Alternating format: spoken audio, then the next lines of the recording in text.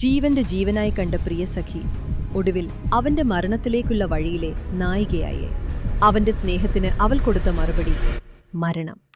ജീവിതം മുഴുവൻ കൂടെ നടക്കുമെന്ന് വിശ്വസിച്ച പെൺകുട്ടിയോടൊപ്പം ലോഹഗഡ് കോട്ടയിലേക്ക് യാത്ര തിരിച്ചു. അവളുടെ പേര് സിയ ഗോയൽ. വിവാഹം നിശ്ചയിച്ച പെൺകുട്ടി, വീട്ടുകാർക്ക് മുന്നിൽ വധു. പക്ഷെ അവസാനം നടന്നത് ഇന്ത്യയെ ഞെട്ടിച്ച ഒരു കൊലപാതക കഥയായിരുന്നു. പുനെയിലെ യുവ ബിസിനസ്സുകാരൻ കേതൻ അഗർവാൾ വിവാഹം നിശ്ചയിച്ചിരുന്ന പെൺകുട്ടി സിയ ഗോയലിനൊപ്പം ജൂൺ 18-ന് ലോഹഗഡ് കോട്ടയിലേക്ക് ട്രെക്കിങ്ങിന് പോകുന്നു. ട്രെക്കിങ്ങിനിടെ കാൽ വഴുതി വീണു. എല്ലാവരും ആദ്യം കരുതിയത് ഇതൊരു സാധാരണ അപകടമെന്നാണ്.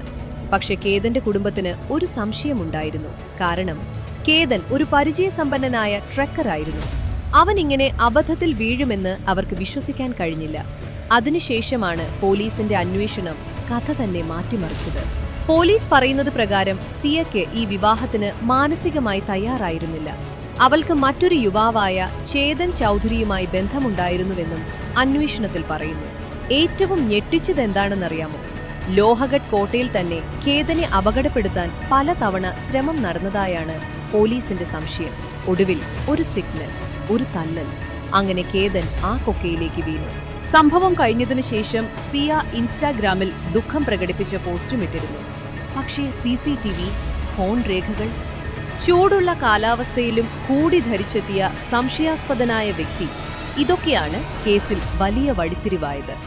ഒരു വിവാഹം സ്വപ്നം കണ്ട കേതന്റെ കഥ അവസാനം വിശ്വാസവഞ്ചനയുടെ ഇരുണ്ട അധ്യായമായി മാറി.